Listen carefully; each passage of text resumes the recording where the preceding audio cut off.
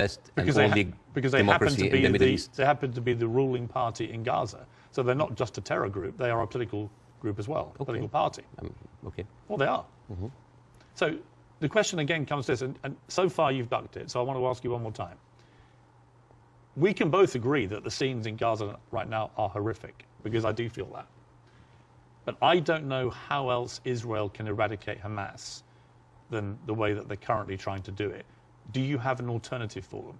Well, again, we are locked in the same thing, what can we do now? But we don't look at what was happening over there. The best recruiter for Hamas is Israel. I mean, you have talked a lot about the horrible condition in Gaza. Yeah. I mean, let's imagine like a little boy called Rami. He lives in Gaza.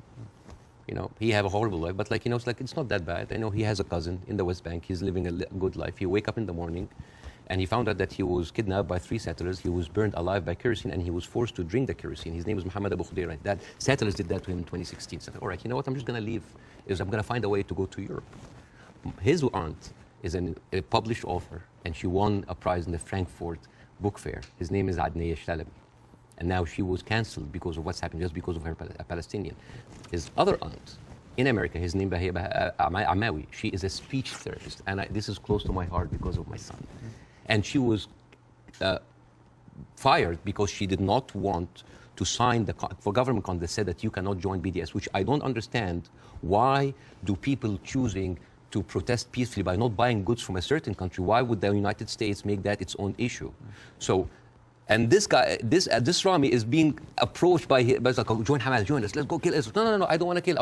I'm going to live in Gaza. It's a life. But 97% of water is not good for human consumption. Half of the population are anemic. Even the is not being treated, and it goes into the shores of Israel. It's like, oh, those Palestinians. It's horrible. Yeah. So, and then he wakes up in the morning. He doesn't think about killing Jews the first thing in the morning. He thinks about being there at 5 o'clock at the first 50 people in the line for bread, because if he doesn't, he will miss the food for his family. And he goes back, and he finds a message saying that we are going to bomb your house. He comes back, he loses his whole family. Now, tell me, what is a proportionate response for that?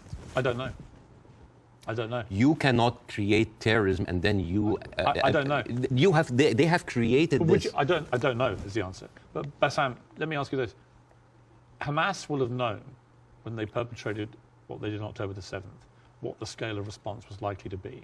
How does that help the Palestinian people I don't know. that they are supposed to serve? I don't know. The wheels are already set in motion. But it doesn't, does it? I do not... You know, I feel sometimes that Hamas is with us in the room, that we are bringing Hamas. Who has the power in this equation? Who has the 4th largest and strongest military power? The whole idea about Israel, it's like, oh my God, the Arabs are going to destroy us. Look at the map. Hang on. Hang on. Hamas's stated goal is the eradication of Israel and the Jewish people. Yes. They make no pretense about it. They've made no attempt, unlike the Nazis who try to cover up their crimes. Absolutely. They've made no attempt to try and deny what they brazenly boasted about it. Yes. They are proud of what they did. Right? And they will have known, again, the scale of what they did on October the 7th would have prompted this kind of response, which would have led to thousands of innocent Palestinians getting killed. And my question for you... I wish the 7th of October never happened. Right, but every time something happened. You say Hamas is everywhere. Well, yeah, actually all roads on this particular part of the crisis, and I accept it's been going on for 75 years, this conflict, but all roads in this crisis lead to Hamas and what they did. And not necessarily. Because all roads goes to the condition that created Hamas. If the Jewish people were expelled from Europe and went to Argentina or South Africa and Uganda and went in and took the land, you would have Hamas in all of these places. You and I can agree that the conditions Palestinian people have had to endure in Gaza for a very long time are completely unacceptable. I think it's completely unacceptable that Israel has wielded such control over the people of Gaza, working out who can come in and who can go out, turning on and off water and power on a whim, turning off the internet on and off at a whim, all that kind of stuff I can completely agree with. But given that I think we agree Hamas are a terror group... Okay, let's say... Let me finish my question. Given that we agree that Hamas is a terror organization who have a publicly stated position of annihilating not just Israel, but Jewish people, and as we saw on October the 7th, they mean it.